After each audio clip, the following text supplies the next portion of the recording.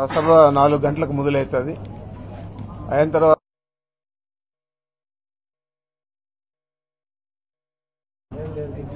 నంద్యాలలో ఒక సభ ఉంటుంది. ఆళ్లగడ్డ ప్రాంతంలో ముఖ్యమంత్రి గారు ఎంచుకున్న ఒక విలేజ్లో అక్కడున్న ప్రజలతో ఇంటరాక్షన్ ఉంటుంది. రాబోయే 5 సంవత్సరాలలో మన ప్రభుత్వం ఇంకా ఏ విధంగా పనిచేయాలని చెప్పి సూచనలు సలహాలు తీసుకుంటారు. అదేవిధంగా అక్కడ మాట్లాడుకున్నా ఉండండి బా సైలెన్స్ ప్లీజ్. అట్లే అక్కడ ప్రజలతో మనం ఈ 5 సంవత్సరాల్లో అమలు చేసిన సంక్షేమ పథకాలు ఏ విధంగా ఉన్నాయి, ఇలాంటి విషయాలన్నీ కూడా ఒక ఇంటరాక్షన్లో తెలియజేసుకొని నంద్యాల నుంచి నంద్యాలలో 4 గంటలకు సమావేశం అవుతుంది. నంద్యాల నుంచి కర్నూలు జిల్లాలో ఎమ్మిగనూరులో 29వ తేదీ జరుగుతుంది. ఆ తర్వాత షెడ్యూల్ మళ్ళా కూడా తెలియజేస్తాము. అక్కడ ఈ పూర్తయ్యే లోపల ఈ 29వ తేదీ ఎమ్మిగనూరు సభ తర్వాత వారు అనంతపూరు, చిత్తూరు, తిరుపతి మీదుగా అప్ టు విజయవాడ వెళ్తారు. ఈ 4 సభలు కూడా కడప జిల్లాలో, నంద్యాలలో, కర్నూలులో, అదేవిధంగా అనంతపూరు, అన్నమయ్య, చిత్తూరు, తిరుపతి ఇవన్నీ కూడా రాయలసీమ జిల్లాలకు సంబంధించినవి.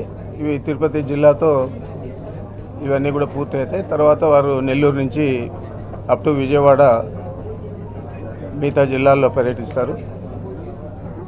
ఇదంతా కూడా ఈ సభలన్నీ కూడా ఇప్పుడే మీకు అంతా కూడా చూపించాం, మేమంతా సిద్ధం అని చెప్పి.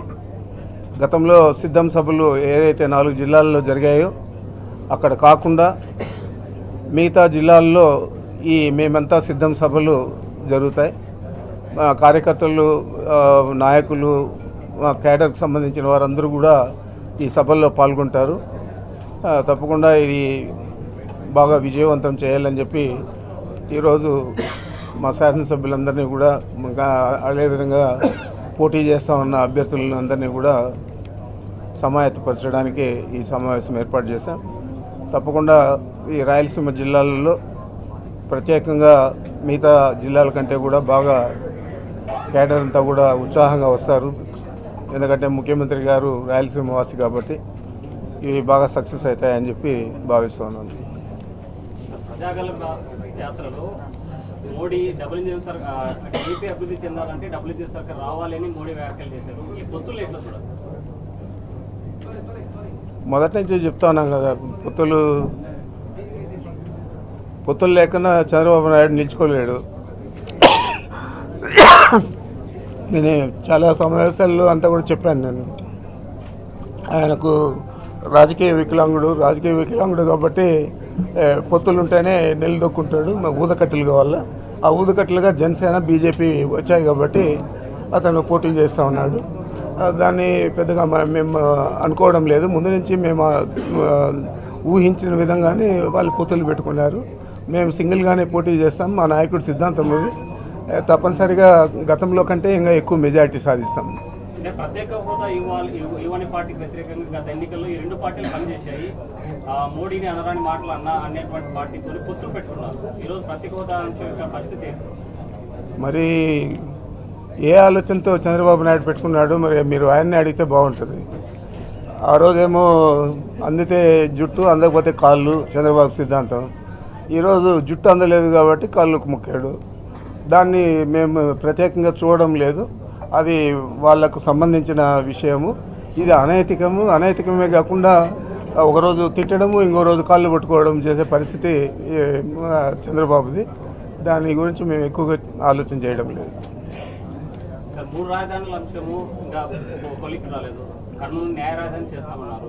మరి ఇప్పటి న్యాయ రాజధాని అంశం ఇక్కడ పునాదులు పడేటువంటి పరిస్థితి లేదు. కర్నూలులో జగన్ సభ పెట్టి ప్రజలు ఎలా ఓట్లాడగలరు?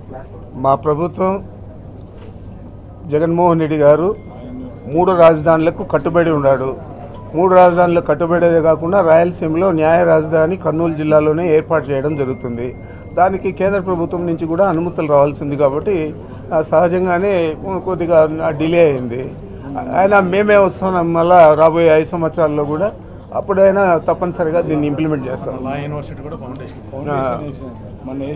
అది వాళ్ళకి తెలుసు కదా. లా యూనివర్సిటీకి ఫౌండేషన్ కూడా ఇక్కడే వేశారు.